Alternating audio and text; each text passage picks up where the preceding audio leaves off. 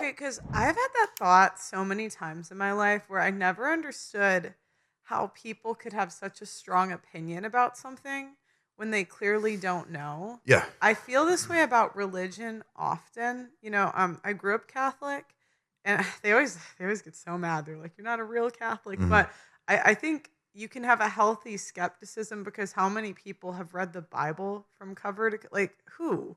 I don't know many people that have from cover to, you probably have, but but you know what I mean? Like the normal world, how many people have read the Bible from cover to cover? How many people have read the Quran from cover? How many people really, really know the history? I would guess a minority, Yeah, but yet they have such strong opinions. I felt that same way about like war, about absolutely. it's not just religion, but I find religion to be the most applicable Mhm. because it's like people will die for these beliefs, and I'm like, how are you so? I've always wondered how are you so sure? And Mhm. you're saying like most of the time, maybe, but a lot of times they don't actually know. Right. It's more in most cases, whether it's religion or political stuff, it's just what they were raised with and emotional attachment. Hmm. So then when anything undermines or questions it, they feel like their identity is being attacked, and that's what causes the emotional reaction. So I mean, I've done like hundreds of debates for 20 years with all kinds of religious people, atheists as well. So this is kind of one of my arenas, and I can say from 20 years of plus experience that most people don't debate on the basis of which position is rationally true or false. It's emotive. Well, even 'cause I interviewed Tommy Hmm. Robinson Hmm. and Muhammad Hajib. Saw that. Yeah, and I liked both of them. I really did. And I guess they don't like each other. Hmm. It's like a very big beef. I don't know. And but Muhammad, I think he said he would like fight the other like Tommy or something. Or he offered it, but I'm like, why? Isn't this just a difference of worldview? Yeah. Like why are we fighting? Like you know, I but think, I I'm a mean, woman, so I'm like, maybe it's just a guy thing. well, Sam Hyde wants to train me, and we were trying to figure out who to fight. So I was thinking maybe me and you could have a fight.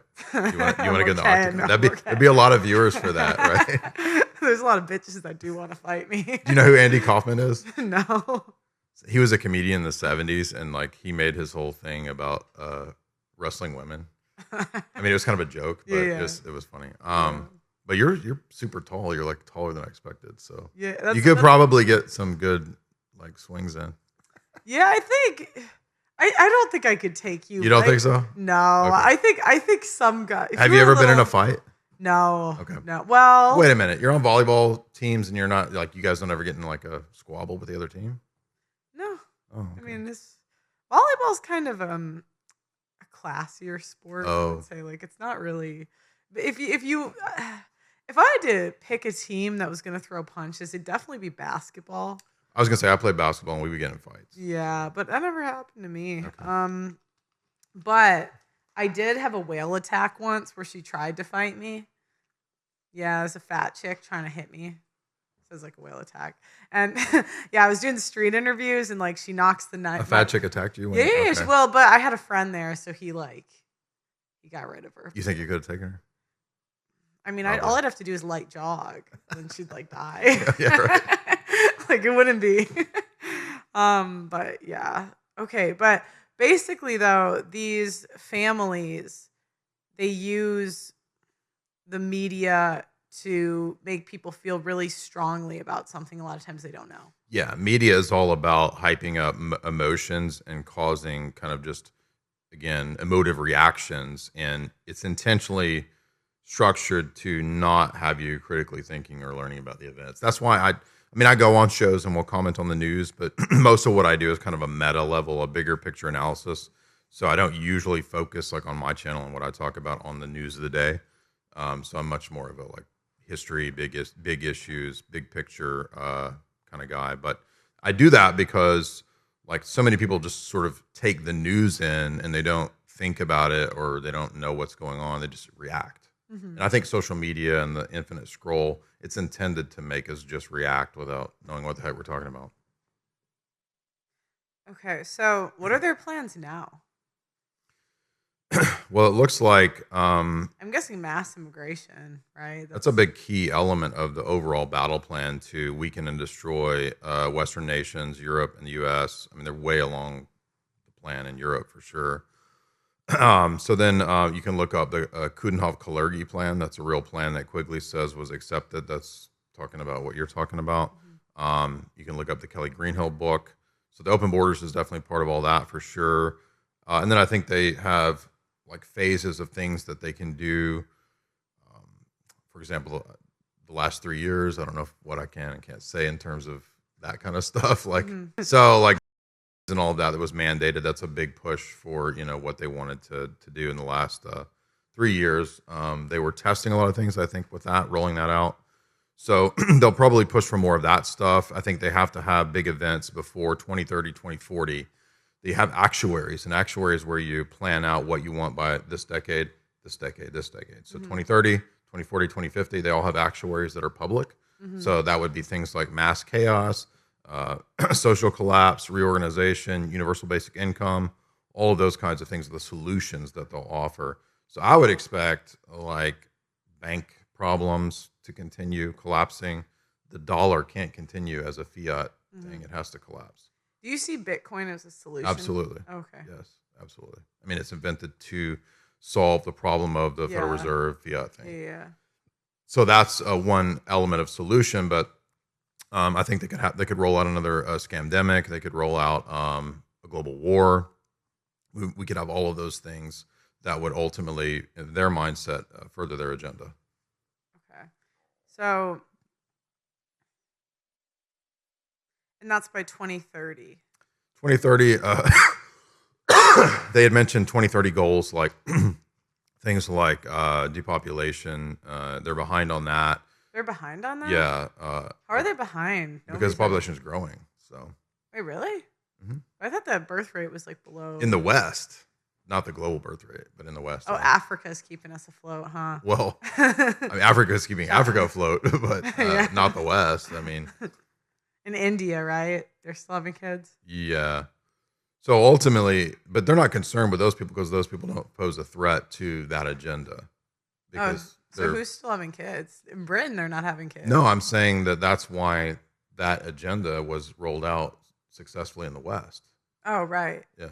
But you said it's not working and they're behind on it. And I'm asking. Right, because they have goals to limit things further. Oh, so okay. They want ZPG, zero population growth. No way. Yeah. That's a plan from the 70s. So wow, they want to get to 0. Mm-hmm.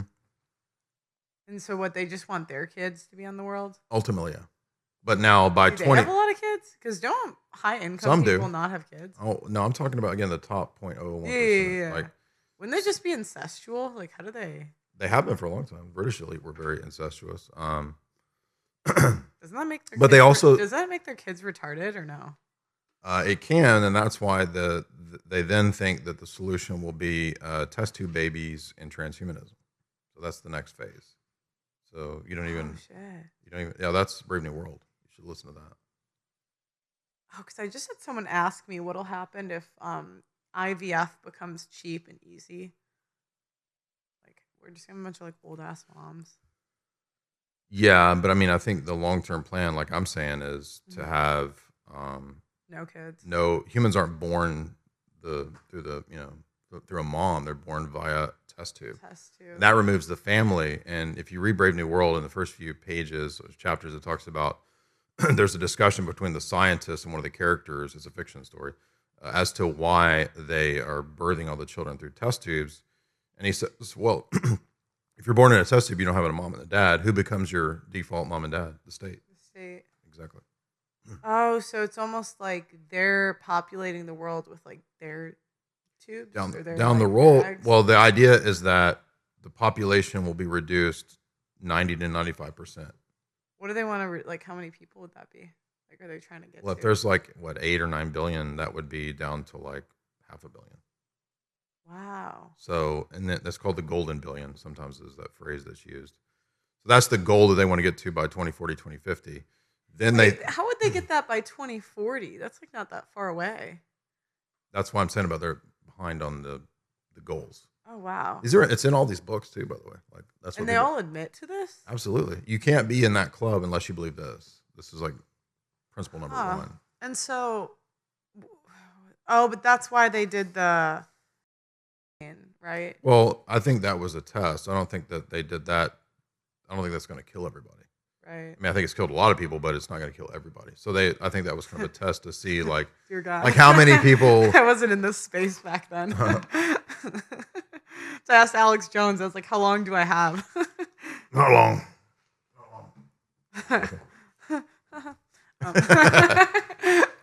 Okay, but okay, so you think that was a test to see how stupid we are to take it? Yeah, a lot of different things, like how people reacted, how many people took it. They probably had like test batches and then like placebo batches or whatever. And then I think that they'll take that data and then they'll use that for the next big event, whatever that might be. So it could be, like I said, it could be war, it could be economic collapse, it could be who knows. How long do you think they'll wait to do another? Because I'd imagine now they could not do that again. People are pissed after. Well, they might have to do something more extreme, right? Something more devastating might get released again, and maybe it would be a world war. I mean, those things might be the next level beyond just a kind of a ridiculous 3-year gay psyop of putting a mask on and telling you that you have to get this experimental thing in your shoulder. But would it be like a? Didn't they say the next war it won't be like a physical one or? Well, that's the thing with like the ultimate goal. Like if you read Klaus Schwab's book, Fourth Industrial Revolution, he says that they'll put Skynet in place so they won't need the people. So people are, from that perspective, like bugs. They need to be gotten rid of. When you have tech and AI running everything, you won't need these 95% of what they call useless eaters. So you get rid of all those people. You have the elite golden 500 million or whatever. But then ultimately the plan is to get rid of all of the humans and then just be completely silicon-based transhumanist life forms, which I think is ridiculous. But some people, they believe it's like a cult ideology. What's a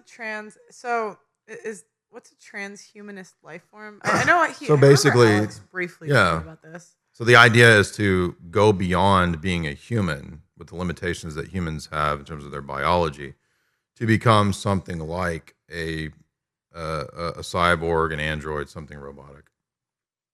What would that look like if they made me one of those? What would that be? Like I want to know.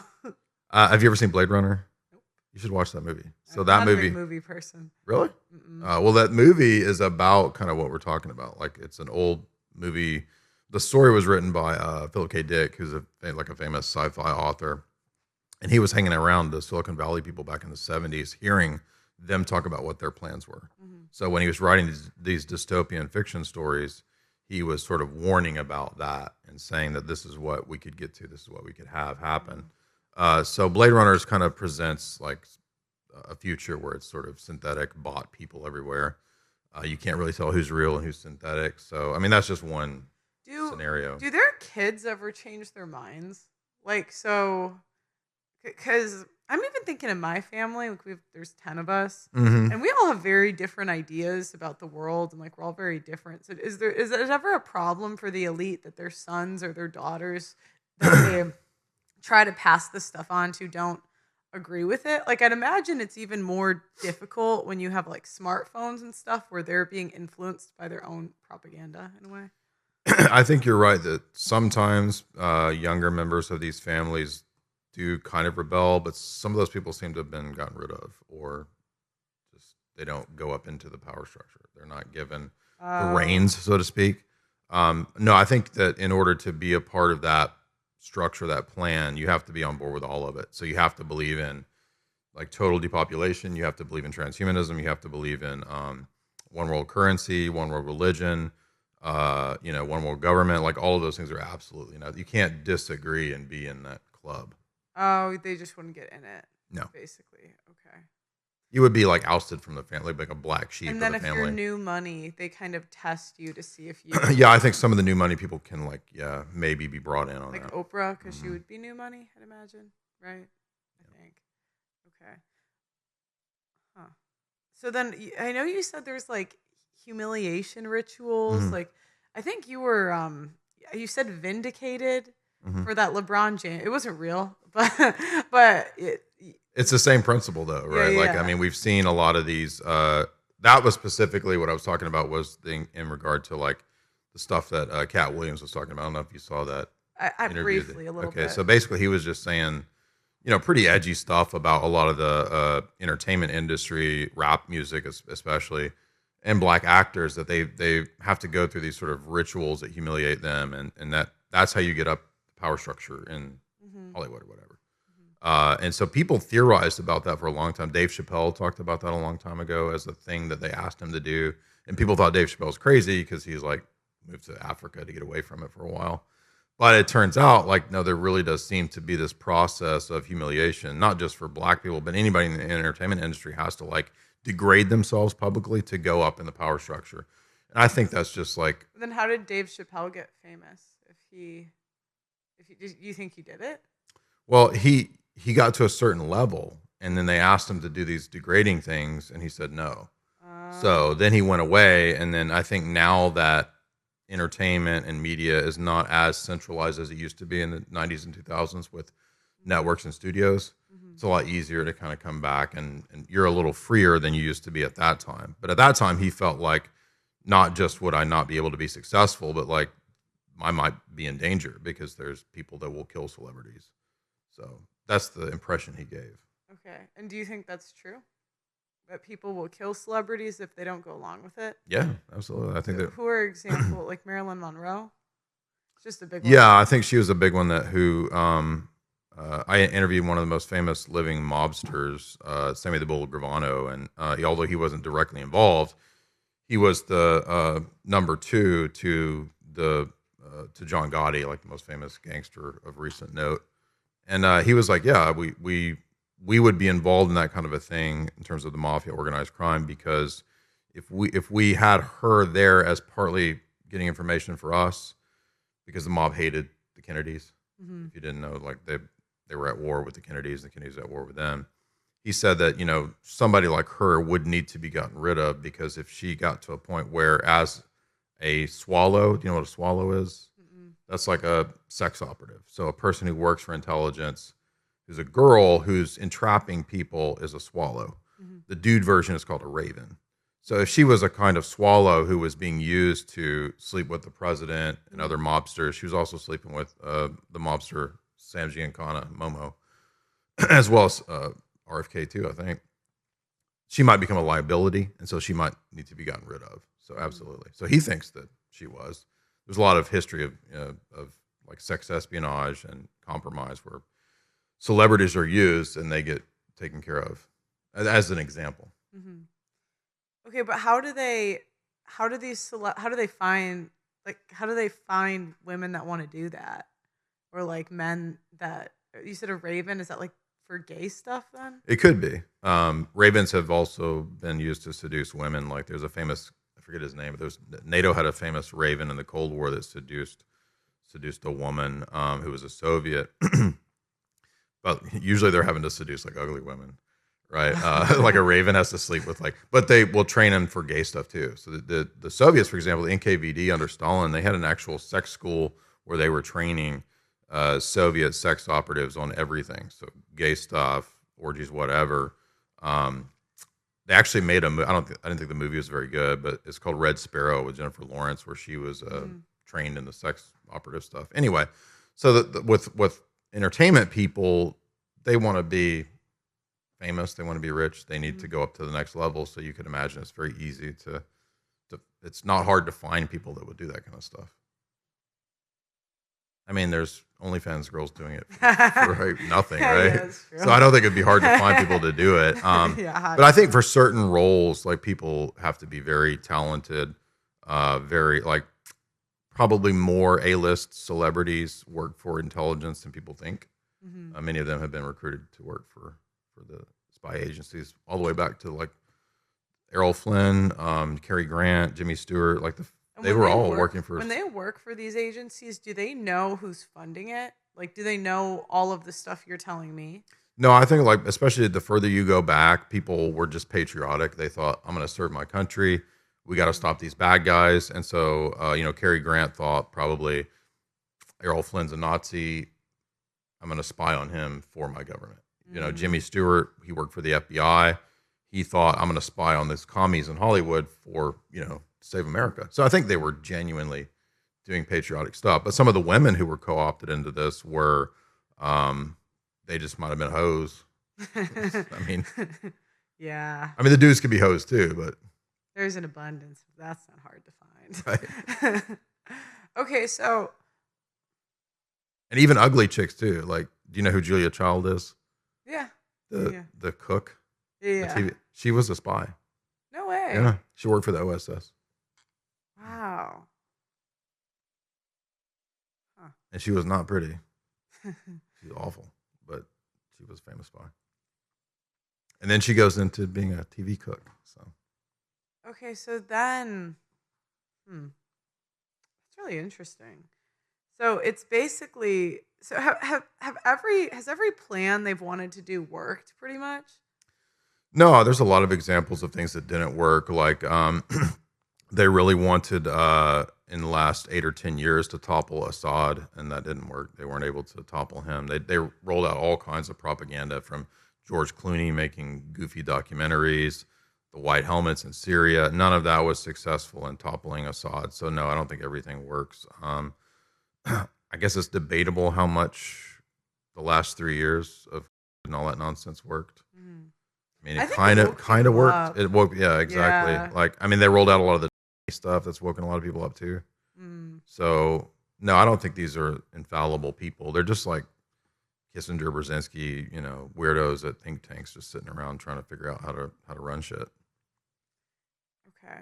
So because when I'm listening to this, I'm like, well, what are you supposed to do? You can't really do anything about it. No, I disagree with that. Okay, go ahead. I think I'm like, what am I gonna do? Like, no, there's all kinds of solutions. Okay. Well, first of all, not living and participating in all the degeneracy is one good solution. So having, having a wife, having kids are great solutions. Not living in big, nasty, degenerate cities is a good solution. Living out in the country is good. A lot of my friends are homesteaders. I'm not a homesteader, but we do have like a place out in the country. So I think that kind of living is a good way to fight against the system. Bitcoin is a good economic solution. There's also, gold, that kind of stuff is good too. Learning firearms, self-defense, all those things are good positives that we can do. So no, I don't think this has to win. I think that it will fail, but that... You think it'll fail? Yeah. But we might have a lot of bad times as they try to push that agenda. Does that make sense? Yeah. Like, for example, like you talk a lot about feminism and all that. So like my thought on that is I almost feel like the only way that will ever be stopped is if society does collapse. But if society does collapse, nobody's going to be calling on feminists. They're going to be I agree with you. Yeah, they're going to be calling on like dudes, right? What? They're going to be calling on strong dudes to help and defend them, not blue-haired freaks. Well, yeah, because I'm like, I've interviewed so many women. I'm like, I've talked to so many 18 to like 25-year-old chicks. I'm like, they don't give a shit about family. Right, but if everything collapses, they'll wise up soon. Yeah, they would. All the talk won't mean anything. Yeah, it won't mean anything. My dad kind of, it's funny, my dad doesn't know about any of that. He's a boomer. And they're like really indoctrinated. Oh, yeah. I'll try to explain some of this stuff. Like I sent him the Tucker Carlson interview and he only watched a little bit of it, but he was like, he said he didn't like it because he said it seems like a conspiracy. He's like, oh, he's weird. And he's always liked Tucker Carlson. You know what's weird about that? Yeah. Boomers that say that. I've been fussing and making fun of boomers for like 10, 15 years. Right. Boomers are like, he's 50, right? So it's like 50. It might as well still count. Boomer's a mindset, so he can count as a boomer. But I mean, the weird part is that they love war stuff, right? Like they love their war shit. My dad's like, oh, I love Civil War, World War II history. If you study war, it's all about conspiracies, deception, spies. All that shit is part of warfare. And then you start talking about this today, and it's like they think, oh, well, that's wartime, World War II stuff. It doesn't happen now. Humans are humans. Of course, it happens now. What are you talking about? Right. I mean, did Epstein not happen? That was entrapping like the most powerful people in our country. What do you mean? Oh, That's right. like, oh, it Yeah. doesn't happen. It doesn't happen today. That's ridiculous. Okay. And so basically, these elite people will send, because we were talking about that earlier, they'll send people to entrap people they want to get dirt on. That's one element. Yeah, that's one way. They don't have to do that. Like a lot of times, they don't have to entrap people. That's just one playbook that they can run. I mean, a lot of times people just will do it just for money. So money is. Have you ever heard of MICE? MICE. This is like the classical way that intelligence agencies do things. So they use money, ideology, compromise, and ego. MICE. So basically, it's just any of those four things can be a way to get people to do what you want. How would they use ego? A lot of people are motivated by fame, fortune. I mean, the vanity that they can have through whatever the promises might be. So not everybody's motivated that way. They might be motivated as a pure ideologue. Like maybe they really believe in, defending their country. And so, for example, one of the CIA operatives, Miles Copeland, he wrote a famous book called Game of Nations. And he talks about how they were successful in using terrorists, the CIA was, in Syria and in Egypt in the Cold War, just by ideology. So, like, if you blow yourself up, you get a lot of virgins, right? I mean, yeah, that's like there was enough people who were stupid enough to believe that. Yeah. And they could use them just through eye from mice, the ideology. Do they do that with like American, like, I think of that Red, White, and Blue song, Oh, you mean like American propaganda? You know what I'm talking about? Is that like Toby Keith? Till the day that he died. You know Toby Keith? Yeah. Yeah, like, well, put a boot in your ass. Yeah. So is that one of them? Like the American? I think that's just propaganda. Like, you think that's propaganda? That's sad. I love. Well, that wasn't music. it Toby? A lot of these. No, not Toby. I mean, I think a lot of these people will get like they'll play at military events, USO events, and it's just Americanist propaganda. Okay, but the one thing is, you guys sound kind of crazy sometimes because I sound reasonable. Yeah, no, I don't. Everybody else I don't know. sounds crazy. I don't know because there's a bunch of you guys. That's why I go to the documents. I only lecture through the establishment documents. Well, what I'm speaking about is, I've had people say I'm part of this stuff, and I'm like, well, why would you? Oh, you're part of the conspiracy. I don't know the conspiracy, but they say there's a group. It's not a big group, but sometimes they'll like say that I'm part of. I'm assuming it's like being one of the people being paid. I've heard people say Destiny's being paid. I've heard people say Nick's being paid. So by the I think everybody in media will get accused of being controlled opposition. Yeah, that's what I mean. So, like, how would you even know the difference? I mean, that's why I don't really worry about that too much. I think time usually tells whether people mean what they believe or no. But like Julia Child, like you said, you knew she was a spy. Like, how did you know that?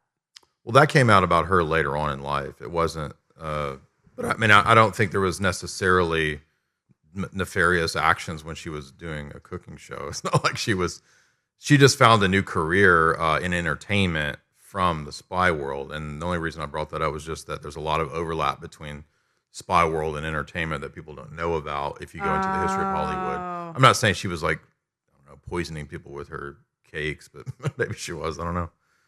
Someone said I should ask you about the Eyes Wide Shut sex parties.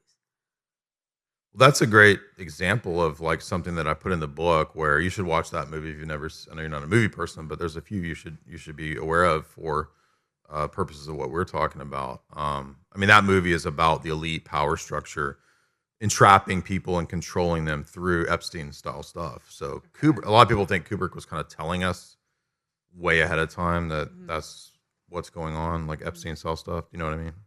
Who killed Epstein?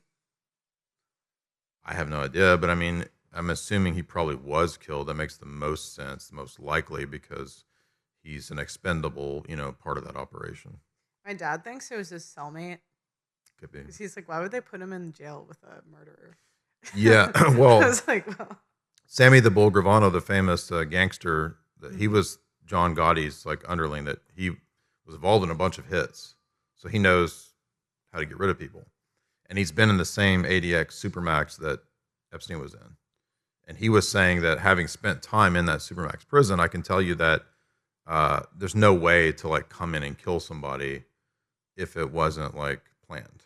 Like if the people weren't involved and if powerful people didn't want that to happen. Does that make sense? Yeah, would they just like threaten the guards or something? Like if you don't look the other way? I'm not sure. I mean, I did some interviews with Sean Atwood. I don't know if you know who he is. He's like a big true crime podcaster from the UK. And It sounds familiar. you probably have seen him. Yeah. He's got a pretty big channel. He's got some theories like that as to how it went down. But no, I've imagined that they just got rid of the Epstein knew too much and he's expendable part of the operation. He was recruited into that whole thing via Robert Maxwell, Ghislaine's dad. Robert was like a mega billionaire publishing magnate who was working with some of the Rothschilds. That's in Whitney Webb's book. It's really good, called Nation Under Blackmail. But don't these people assume that they'll get killed someday if they are involved in threatening all these other people? Yeah, I think in the case of Epstein, what happened was he started out as a Wall Street trader. He was involved in Bear Stearns and a bunch of businesses and like trading that was illegal, and then stuff collapsed, Ponzi schemes. So a lot of times what happens is if you get into some big legal trouble, people come and say, you're going to work for us now, and we'll look the other way about your issues. And so you're stuck. Oh. Does that make sense? Yeah, so it's like criminals anyway. And so they'll say, we'll make this go away if you do this for us. Yeah, you get compromised. And so then you're working with them and doing their bidding. You have masters and handlers now, but you're also expendable. So, yeah. Oh. Because he didn't get in trouble. And the guy that was his business partner in that first 80s big Ponzi scheme in New York at Wall Street, the other guy went to jail and Epstein didn't go to jail. So people speculate that might have been when he was recruited to do other things for people like Maxwell. And then he ends up with like a fake passport and so forth. So they kind of pick people based on how sketchy they are. Yeah, that's a big part of it. Yeah, I think like when do I get approached? You know, a lot of people say you're sketchy, so you should get approached. I know. I'm like, where's my invite? They're gonna clip it and be like, we got her. Invited. She's exposed. Yeah, I know. Exposed. Yeah, I mean, I think there's a lot of different, like, it also has to do with networks that people are in. So, like, people that are recruited into that kind of stuff, they're in Wall Street, Ivy League, Princeton, Yale, Right. Harvard. People recruited out of that stuff. So, because I think that's what Alex Jones said. Yeah. It's like it's out of that would make sense. Ivy League schools, yeah, because that's where the CIA and the OSS first started recruiting people, was from Wall Street, from Skull and Bones at Yale, which is secret society. And secret society, that's one of the things that are funded by the elites. Yeah, or there's part of their networks. They have networks. Okay. Oh, is that the stuff Zerka talked about? Do you believe in the numerology stuff? No. It's just. So, do you? Well, no. Not, I mean, I think that there's some people are into numerology, but I don't think like everything is determined. Like, you know Gary the numbers guy? No. Well, he'll say, because he does numerology, and he's like, millionaires don't use numerology, billionaires do. That's what he says. I mean, I think there's an element to which numbers relate to the world and everything's structured by number, but I don't think like everything's determined by numbers. It seems kind of superstitious to me. I don't know. I've had people on that say the earth is flat. I'm not a flat earth person. So. Yeah. Well, sometimes I'm not either, but sometimes they get me. I'm like, is it? I'm a skeptic, but I don't think that the arguments for flat are good enough. Why Orthodox? Because you're Orthodox, right? Yeah. So you think it I is? just talked about the Rothschilds and AIPAC, and like Yeah. that's part of it. I don't think everything is run by Jews, but I think that there's a powerful network of people that are AIPAC and Yeah. Zionists and all that. Sure. Oh, okay. But so is what you believe different than what Nick believes? Nick Fuentes? Well, I mean, Nick's kind of like he sees it as like a Catholic versus Jewish thing. I don't really see it that way. I wouldn't say Jews run everything. I don't know that he doesn't say that, but He kind of does. kind of does. Like, I see it more like just very powerful, wealthy people, and part of that power structure is Jewish, not totally.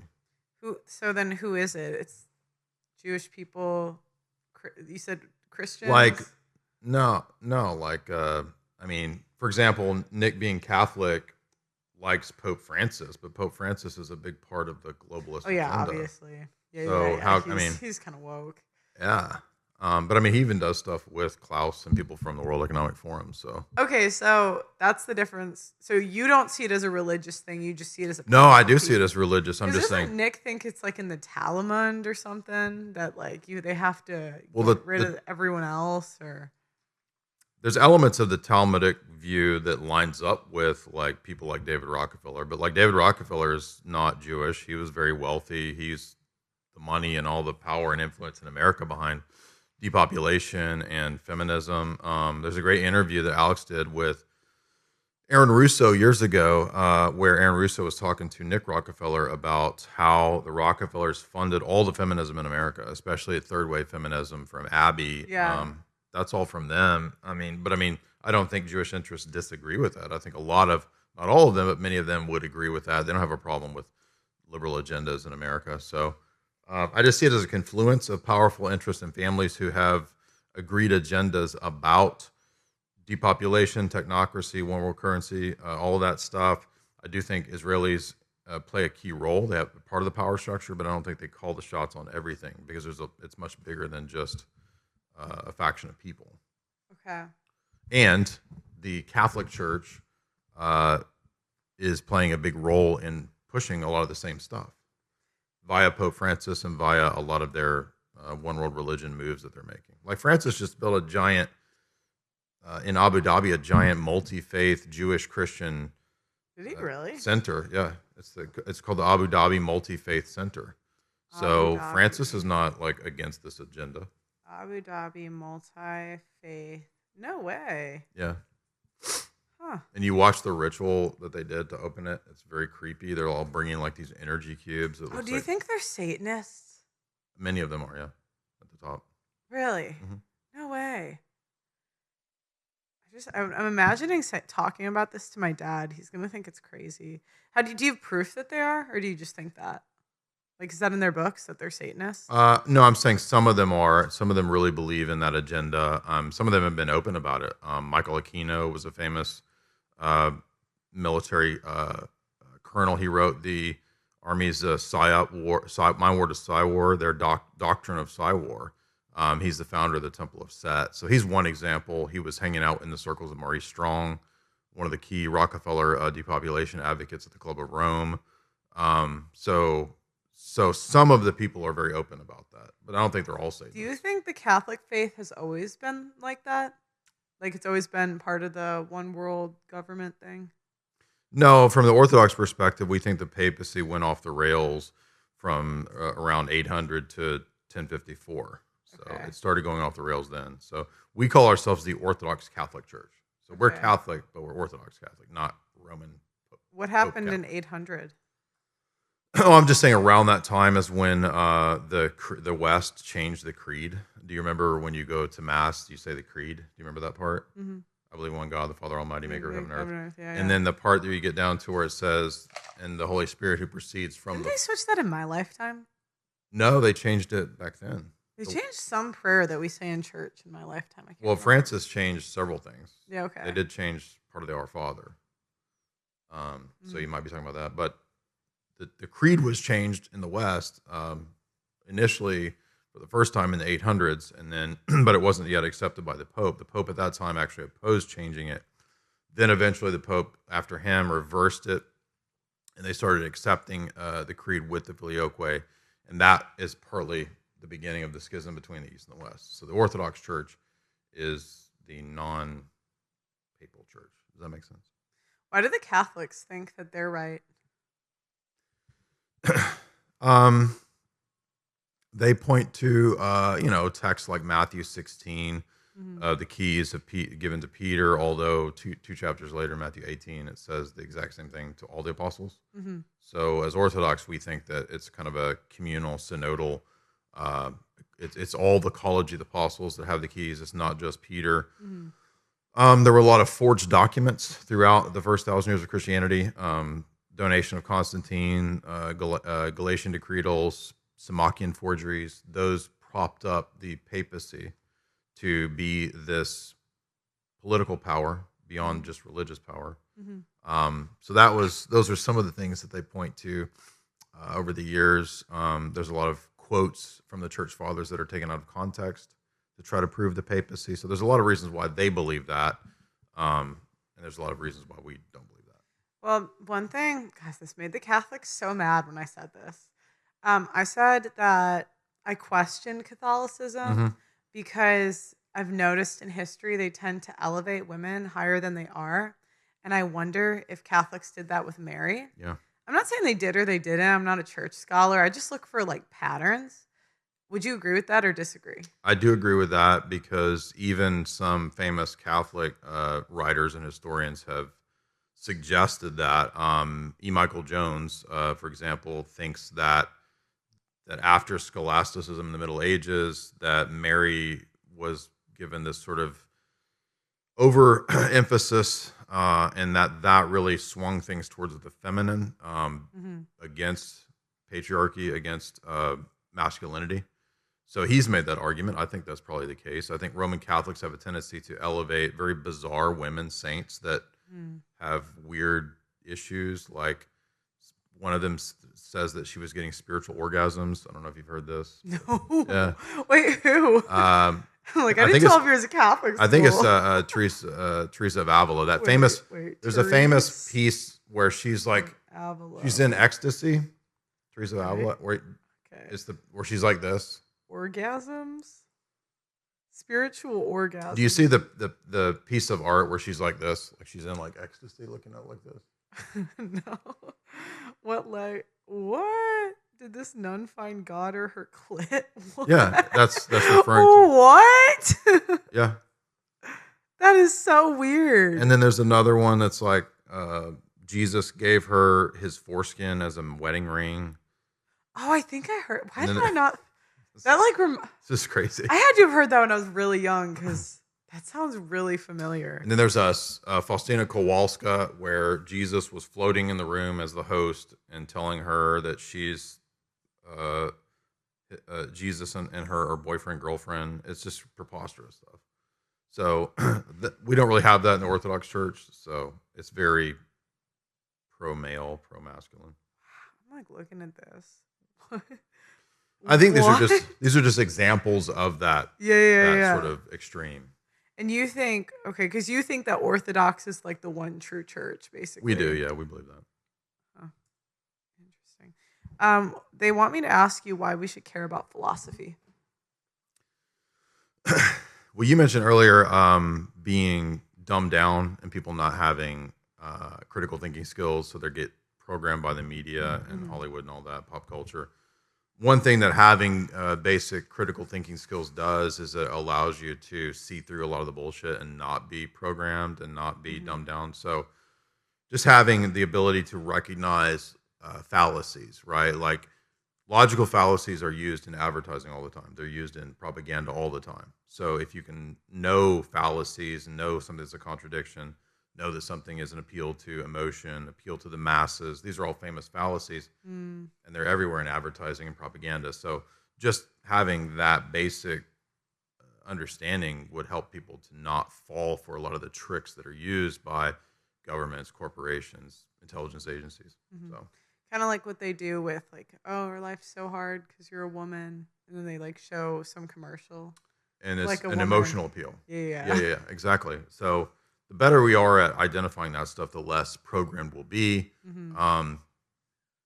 Another example would be, if you you're just not going to be duped by stupid shit. Like if you have a business, it would help you to know, how to convince people of stuff, good arguments versus bad arguments. Also, like I was saying earlier, everything's structured like left versus right, and it should be true versus false, virtue versus vice. That's the better approach rather than left versus right. But everybody falls into this trick of left versus right when it should be true versus false.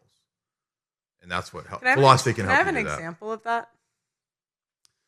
Like, let's say the protests, right? Like the protests, people like you were saying earlier, they're involved in these protests for emotional reasons. Right. But they're not knowledgeable about the facts of history or is what I'm doing right or wrong? Right. Not, is it my team? Right? Like you play sports, you play volleyball, you're united with your team. You got to stick together no matter what. Okay. But when it comes to things like history, religion, it's not about teams. It's, well, wait a minute, who's right, who's wrong? Very different. You see what I'm saying? But everybody wants to... What's correct and what's incorrect. Yeah, versus, I'm going to stick by my team, even if they're a bunch of stupid... Yeah, I think part of the inversion of social engineering has given the impression that all of these minority classes are somehow inherently good and virtuous, and that's not true. I mean, for example, let's take poverty, right? Like homeless people. I do think it's good to feed homeless people. It's not bad to do that, but like a lot of people have this attitude of like the victim class or the oppressed class or the homeless people who are like, they're automatically like on a pedestal and holy and virtuous. That's not necessarily the case. A lot of people are there because of their poor life decisions. Right. And it's not wrong to say that. So that's the balanced approach. And the same goes with any quote minority. Like you're not special because you're, a trans midget in a wheelchair. Like you're not virtuous because of that. Virtue means that you've chosen virtuous actions and you become a person habituated to acting virtuously, not just because of your being or your existing as some sort of deformed thing. Yeah, well, even on the show I was on yesterday, they kept giving excuses for like their behavior because they were like black women. I'm like, what? Why? Yeah, like, I mean, why? That doesn't make any sense. Well, why does again, the idea here is that any minority group is automatically holy and should be lifted up on a pedestal when that's just simply not true. I mean, everybody can be virtuous. Everybody can also be evil. Right. Yeah. So you're saying it's important to know about philosophy. So you're looking at the actions rather than your team. Yeah. That's one example. I mean, not being conned by the media, not being conned. I mean, even in business, like scams and cons, that's a big part of the world. Like they'll utilize fallacies to trick people. Let me give an example. Like they were doing some war propaganda like 10 years ago, and they were trying to sell the war to topple Assad. And they had this picture of a dusty boy, and it was like, look at Assad, he's killing his own people, and look at Dusty Boy. And it was all fake. Like it was just, but the image, as you were pointing out, like with women earlier, like the image was intended to bring about an emotional reaction. Right. And so, but if you know like philosophy and analysis and all that, you wouldn't be fooled by that because you would think, well, I mean, why am I supposed to automatically be against Assad because of this picture of a dusty child? I don't know what this dusty child is. I don't know the background. I don't know who made this image. You would be more analytical. Right. Right. And not just moved by emotion. I mean, emotions aren't bad, but I think men have the general idea, which is correct, that our emotions have to be kind of put in check. You can't run society on emotions. Like, it'll collapse. So you have to have a society run on the basis, first, of sort of order, principles of, what we call logos. And there's a place for emotion. There's a place for nurturing and all that in the family, but this whole society can't be organized on the basis of equality and fairness and feelies. Well, it's kind of like, I think that all evil comes through women. I feel like I'm on Jesse Lee. You know that the gates are held as all the women's. Have you heard Jesse Lee Peterson do that? You know what I'm talking about, right? That's amazing. Oh yeah, I know who he is. Okay, so I don't know the. Well, my friend Jamie Kennedy, with the guy from Screen, he was just on that podcast, and Jesse Lee Peterson said the exact same thing. He said, no, okay, because even the way you're talking, you're like, we can't have a society run by emotions, so it's basically like run by women. That's kind of what we're seeing. Well, feminism in society was intended to do that. Yeah. But I don't think women are the gates of. Well, even when it's a man, though, it's like always a man run by his wife. You mean in today's society? Yeah, like whenever there's a guy that's doing some evil shit, I've just noticed he's like, or they're gay. He's very, but he's very obviously like Yeah. run. I mean, yeah, but gay, it's like they have women inside of them. So, but like a woman demon inside. yeah, no, I think like women are like naturally evil because I look at what we choose when we're given like our own devices, and it's like child abuse, abortion, sex work. Like we just don't make very like good decisions. Where men, on the other hand, they could have us as like sex slaves. And if they wanted, like you guys could get together and just say, I want to throw you all in cages and make you sex slaves. And none of you do that, which is super nice. But we, on the other hand, vote for policies that ruin men. So, yeah. I think that has to do with feminine nature being a certain way, but I don't think anybody's inherently evil. So I don't think that they have to be that way. But I think that people can be engineered to be selfish. They can be trained to operate in a very selfish, degenerate way for sure.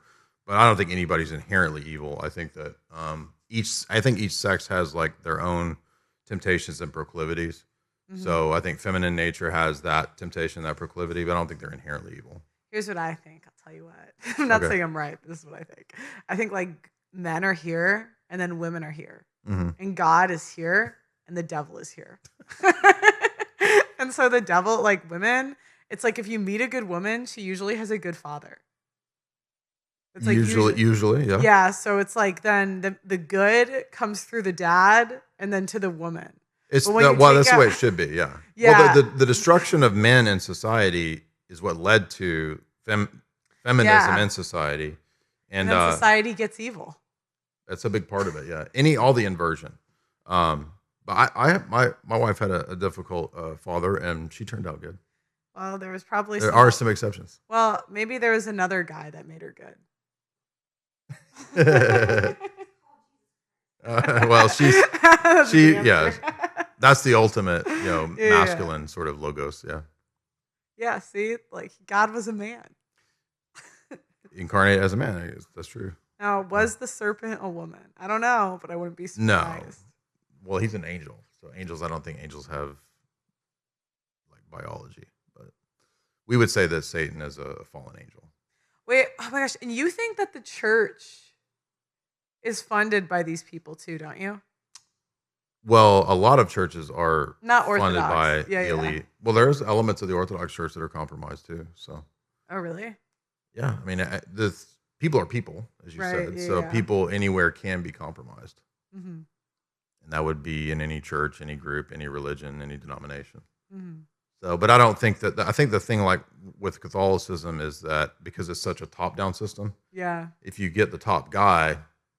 Yeah, it's like easy. Yeah, I mean, Vatican I, which was the council like in the late 1800s, that's the one that solidified papal infallibility, and so that basically says that you have to do pretty much whatever the Pope thinks and says. That means that if the system co-ops and controls the papacy, then it pretty much controls that agenda. It doesn't mean all the Roman Catholics are controlled. Like a lot of the Roman Catholics are bathed and red-pilled, and they have good ideas and good sentiments, and they're sincere. But the Vatican, I think, is corrupted. Yeah, I asked my uncle about that. He's like he's like an in-depth cat. Like he's like I'm like a Catholic, but they're like Catholic. They're serious. They're like. Yeah, they're like what they would call a real Catholic. Mm-hmm. And because they always say if you're not like religious enough for them, then they're like you're not real. Mm-hmm. So I kind of joke at them, but he said that they misinterpret the things that the Pope says. I don't know if it's true or not, but they said it's like the translations aren't good. I'm like, I don't know. That's what I said. I'm like, I don't know. Some of this stuff, I'm like, how do you mistranslate that?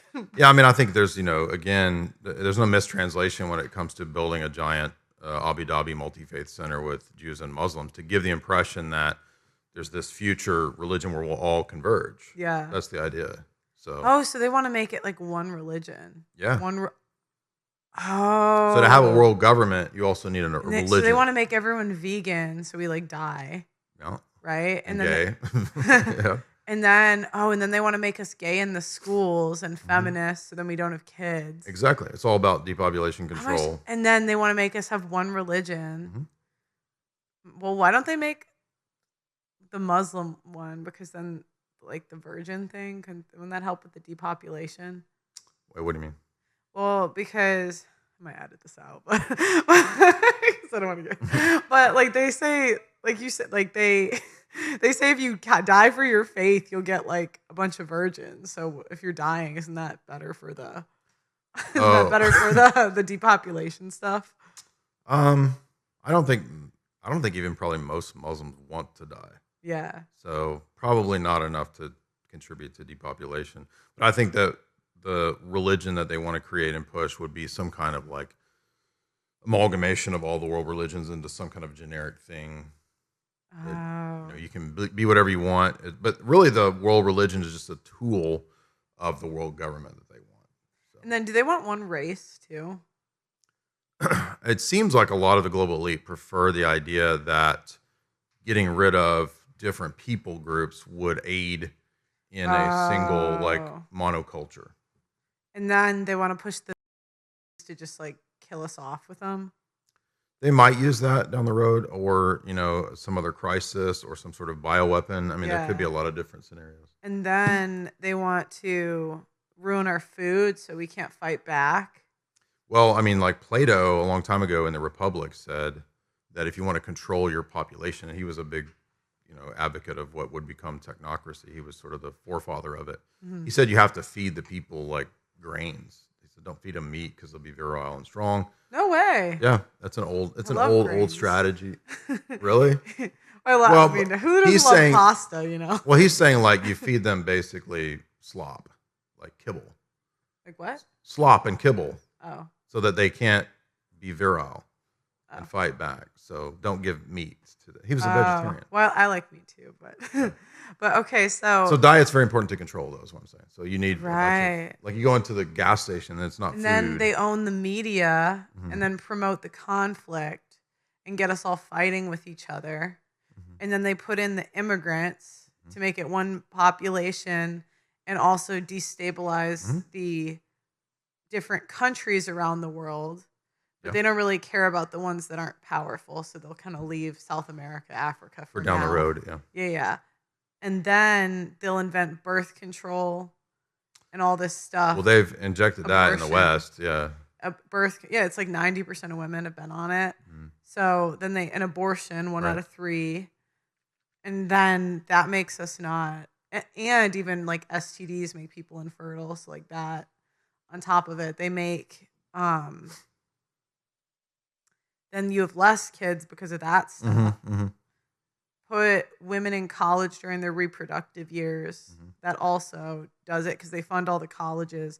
Indoctrinate them, say that having more kids. That was the idea of the two waves, the second and third wave feminism, right? Was beyond just suffrage and all that. Was, women also now need to be CEOs, lawyers, they need to go to college. They got to do all the stuff that men do. Yeah. And then third wave feminism, even more radical. And that was all funded by Abby Rockefeller and the Rockefeller family, even in their biographies. And then make all the because it's like all the autistic people now are becoming trans. Because that's when I talked to the like anti-trans stuff, they said they market it towards like autistic women. Yeah. So, oh my gosh. Did I miss anything? What else are they doing? No, I mean, that's like pretty much it. That's full spectrum dominance right there. Oh, wow. And then it's funded by all the rich families that are not just Jewish, but a multitude of religions. Yeah, and I guess they're all wedded to an ideology of transhumanism and anti-human, post-humanism, anti-natalism. That's their ideology. They think that they will become gods through technology and transhumanism. So you have to kind of believe all those things to be in the group. And it's all kinds of people that are extremely wealthy. It's not just Jewish and the people. only way to fight it is to get a farm and a gun. It's the best way that we can fight it. And ultimately, I think spiritually to fight it. Because ultimately, it's a spiritual demonic thing. Yeah. That's why it pushes all this like degenerate stuff. Oh, and they worship the devil. Many of them, yeah. But not all. Ultimately, they do whether they know it or not. Right. Yeah. Yeah, at the top of the pyramid is the devil. So I think, being Orthodox is the way to actually So fighting. does that mean spiritually. you believe in like demons and stuff? Mhm. Okay. Wow. And that's like the thing in the woods that came out. That guy like went to the woods, the Bohemian Grove, isn't that a thing? That's one of the meeting places that these people go to. Someone got like a video of it. I don't remember. Was it Well, Alex? Alex went in. Oh, that was Alex. Yeah. Yeah. In 2001, he went into Bohemian Grove and filmed their sort of pageant ritual that they do. Oh. That's just one example. That's just where like gay Republicans that are very wealthy go back like 20 years ago. I think they still then do it. all the movies and media is like satanic stuff. Mhm. And that helps push it out further. Yeah, I mean the satanic stuff at a low level is just sort of like feed your base passions, just do whatever you want, have sex with whoever you want, do whatever you want. My will versus not doing God's will. So that's just useful for sort of degrading the masses is why they push that stuff. Oh, and the way they recruit people to join them, well, unless like at the lower levels, is through the Ivy League places. Yeah, I think the only people that would be recruited into that kind of stuff is, you might have a position as like a Kissinger or Brzezinski if you were very intelligent and went to one of those schools, and then out of college you were recruited to work for, maybe a think tank or a consulting firm or something like that, a steering committee. But that's very minuscule amount of the population. But then all the media people, a lot of them are either have sex with minors, gay people, or just cheat, and then they get stuff on them and then make them work for them. Or like we said earlier, remember MICE, MICE, or like it could just be ideology, do this for your country, because people aren't that sophisticated in all this stuff. So it could also be the compromise you're talking about could be one element of a lot of the. Okay, wait, say those again. So it's control. So it's just like, how am I going to control people? So Ideology. I can use money, I could use ideology, I could use compromise, or I can use ego. MICE, mice. Okay. So that's money, just ideology, compromise, and ego. Okay. I think I get it. What do you think? Yeah, I mean, if you wanted one good book to kind of introduce a lot of this, it would be the book called Full Spectrum Dominance by, he's not a conspiracy theorist, he's just an intelligence analyst guy, F. William Engdahl. It's a really good book. Also, my books cover all that. Well, where can the people find you? This is a lot of fun. Mm-hmm. This is great. Thank you. Yeah, you can find me at my website, jasonalsis.com. You can find me on Twitter, YouTube, all those same places under my name. You can find me every Friday, the 4th hour of the Alex Jones Show. Yeah, that's where you can find me.